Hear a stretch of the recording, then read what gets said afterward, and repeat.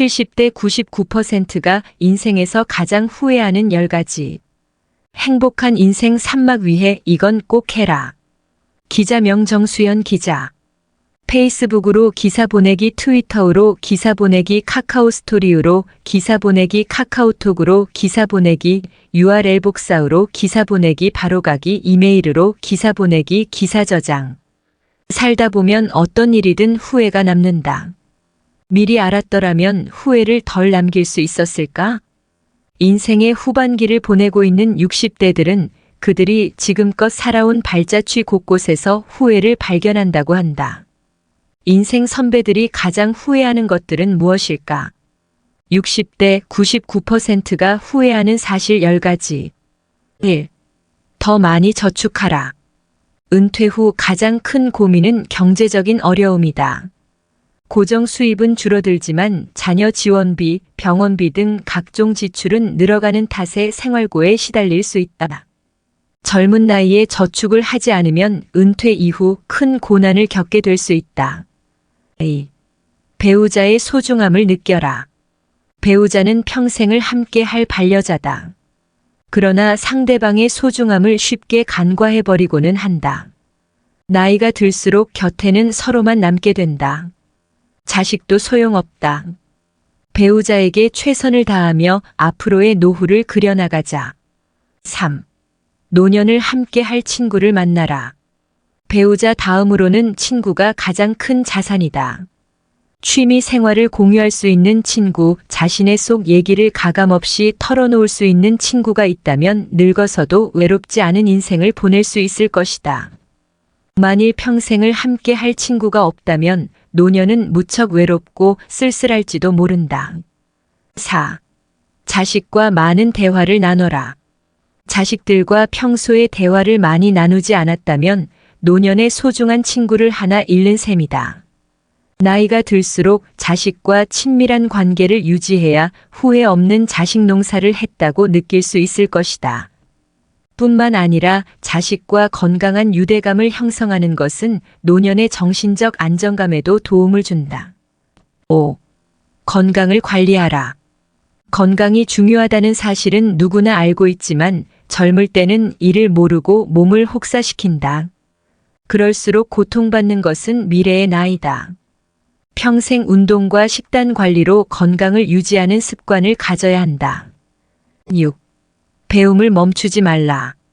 요즘에는 70대 이상의 노인들도 컴퓨터를 배우는 등 새로운 도전에 나서고 있다. 평생 공부하고 배우는 일을 멈추지 않도록 해야 한다. 몸과 마음의 건강뿐 아니라 자신감도 얻을 수 있을 것이다. 배우려는 열정만 있다면 인생 두모작, 세모작도 가능하다고 전문가들은 조언한다. 7. 평생 할 수 있는 취미를 만들어라. 취미라고 해서 거창한 것만이 있는 게 아니다. 등산과 가벼운 산책, 독서, 음악 감상 등과 같이 큰 돈이 필요하지 않는 것들도 많다. 취미를 갖게 된다면 평생 지루하지 않은 활력 있는 삶을 보낼 수 있을 것이다. 8. 일기를 쓰고 기록을 남겨라. 은퇴 후 자신의 인생을 되돌아볼 때 인생이 허무하고 덧없이 느껴질 때가 있다.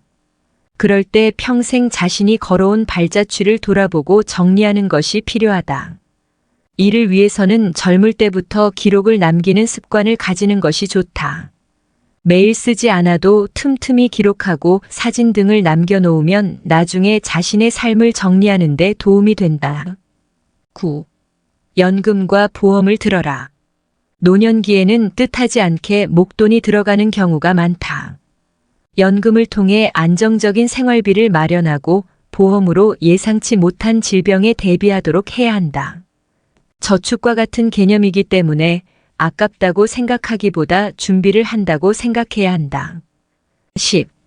좀 더 도전하고 여행하라. 그때 했어야 했는데. 그때 그 시절에 나만이 할 수 있었던 일이나 도전이 있었을 것이다. 대부분의 사람들이 후회하는 것 중 하나가 도전을 하지 않았던 것이라고 답한다. 또한 여행을 떠나지 않았던 사실에도 안타까워한다. 일하느라 자식을 키우느라 시간적, 경제적 여유가 부족했을 것이다. 그럼에도 인생 선배들은 시간과 돈을 아껴 여행을 떠나라고 조언한다. 훗날 회상할 수 있는 좋은 추억을 마련해 놓는 셈이다. 80세 넘어도 전성기로 사는 사람들.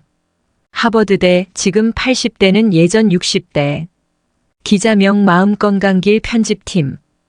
페이스북으로 기사 보내기, 트위터로 기사 보내기, 카카오 스토리로 기사 보내기, 카카오톡으로 기사 보내기, URL 복사로 기사 보내기, 바로가기, 이메일로 기사 보내기, 기사 저장. 고령화 사회로 접어든 지 오래라 우리 모두는 노년에 대한 걱정과 준비를 하고 있다. 평균 수명이 늘어나 노인으로 살아야 하는 기간이 길어졌음을 인식하고 있는 것이다. 하버드 대학에서 발간하는 하버드 가제트지는 최근 새로운 시각을 제공했다. 현재의 80대는 예전의 60대라는 것이다. 우리에게 유의미한 것은 평균 수명이 늘어난 것이 아니라 건강 수명이 늘어난 것이다. 건강 수명은 말 그대로 사람이 건강한 기간을 의미한다. 평균 수명과 더불어 건강 수명이 늘어나면서 노인들이 경제, 과학, 문화, 사회생활 등 여러 범위에 걸쳐 활발하게 참여할 수 있는 사회가 되었다.